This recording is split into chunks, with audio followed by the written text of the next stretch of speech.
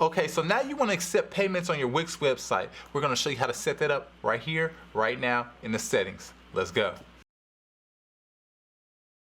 Alright, so essentially you land right back on the settings as we did before. So go to settings on your dashboard, go to settings, and you will find this page here where you will see all of these different settings. So we're going to go to accept payments. Right? And there's so many different ways you can accept payments through the actual Wix platform. And you can create custom ways, and you can have ways that are already if you want to say already a common way that people are already setting up payments. One of the most common ways is PayPal. So you can simply hit connect here and be able to connect your PayPal to your actual website. So whatever your PayPal email address is, all you have to do is put it in here and connect. More than likely, I'm not going to do it right here, but more than likely it will ask you to authenticate it, maybe sign into your PayPal account. Once you sign in, it'll automatically link it up and you'll be ready to make payments, or your customers will be ready to make payments to your PayPal account. So when they purchase something on your store or purchase something on your website, it will automatically be put into your PayPal balance. So that's how you set up PayPal. But if you want to take it a step further, you can go into this merchant account here and set up a Wix merchant account, right? So you can hit connect. And this is going to take a little more authentication on your end, as far as making sure you are a legitimate business, making sure you have your right documentation to set it up and things like that. So we definitely can't get too far into this, but this is exactly how you would set up a more of a merchant account where you can select multiple forms of payment. So somebody can pay with Visa, MasterCard, all the credit cards. They can pay with Apple Pay, Google Pay. They can pay with debit card, or whatever the case may be. They can pay in so many different various ways through a merchant account. Again, so they can pretty much do this almost the same exact thing through PayPal. So PayPal might be the easiest method for you to receive that payment. But if you have something set up like a Stripe or a Square or something like that, or a Honeybook or something like that, you're more than likely going to have to go through the accept credit cards with Wix way. And then if you want to say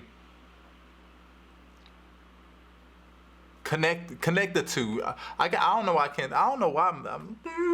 I'm like having one of those moments, but where you connect the two, so you have to just make them talk to each other. So making your Stripe or whatever talk to this payment method. So let's see, if we go in the manual mode, you can select the manual payment mode, and you can select where it's like cash on delivery, offline payment, cash payment, things like that. So really, you can just set it up exactly however you want, and it'll be just like that. So and I'm curious, I'm gonna do something real quick just for the sake of this video, but if we do offline payments, right?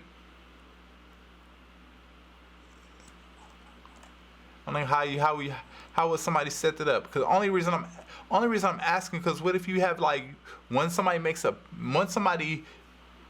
a request, they purchase something in your store, maybe you have something where you're just invoicing them, sending them an invoice, and they pay you through whatever means they pay. So that if that be through cash, credit card, whatever, PayPal, whatever the case, they can do it that way, or it can be a balance transfer, whatever the case may be. I'm not sure, but something you can consider when setting up your payment method. So I'm gonna say yes to leave, but this is essentially setting up your payment. And you see, if you hit the more options here, you can even see that you have even more options, more merchant accounts that are already affiliated with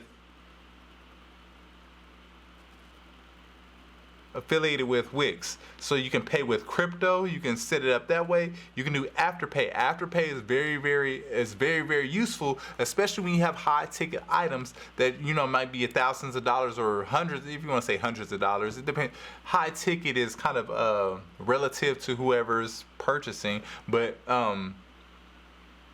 if it's thousands of dollars, Afterpay allows them to make, for one, as the seller, to receive the full amount, but then as the purchaser, they have the ability to make payments. Just like if you were to go to Best Buy and like, hey, I'll make payments over 6 months. Like I'll pay $3,000 over the span of 6 months, and then again, as the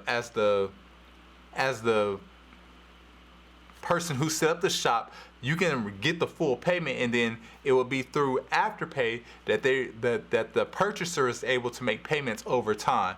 So again, which keeps the hands off for you. So very really nice option. And again, that's the same with like Split It and things like that. A lot of these you can pretty much read exactly what they do and set it up. All you have to do is, like, let's say we want to do Afterpay.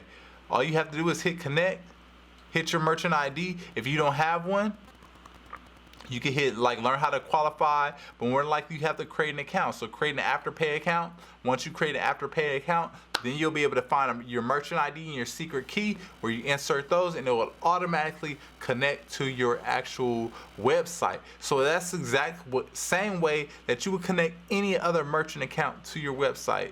So yeah, any payment processor, I'm thinking, not merchant account, any payment processor to your website. So with that being said, that's pretty much how you set up your payment options. Like, it's pretty straightforward.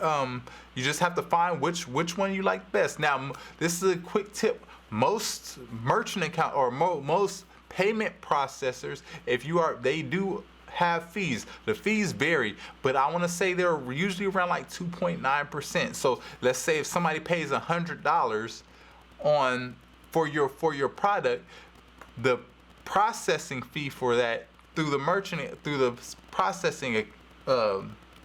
payment processor is going to be 3%. So they're going to subtract $3 from your $100. So to accept these type of payments, they're going to remove money. Now that's also perfect for PayPal or things like that. So if you already kind of familiar with how that works, you already know they take a percentage of what you make, like 3%, 2%, so on and so forth. So you can set it up that way, and that's just convenience. Now, with that being said, you can kind of, like I was looking at the manual mode where it's offline payments. When you have offline payments where people are transferring money directly into your account, then you don't necessarily have to worry about those processing fees.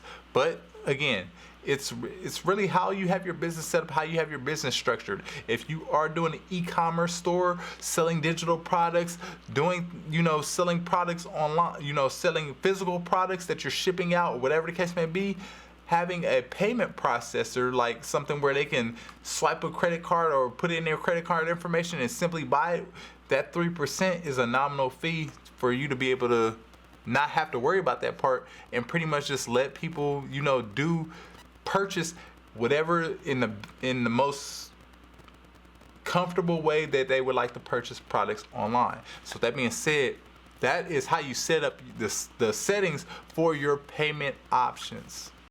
Boom, so there it is. That's how you set up the settings for your payment options. It's really just straightforward, simple, just like that. The most homework that you really have to do is learning out which payment processor that you want to work with. So with that being said, hopefully you found some value in this video. Hopefully this inspires you to like, subscribe, whatever you got to do to our channel. And if you're already part of the Creator Academy, make sure you watch the next video where we go deeper into the WIX settings for your actual website. So that being said, we're just going to hop right into it. With that being said, we're going to wrap this video up. Let's go.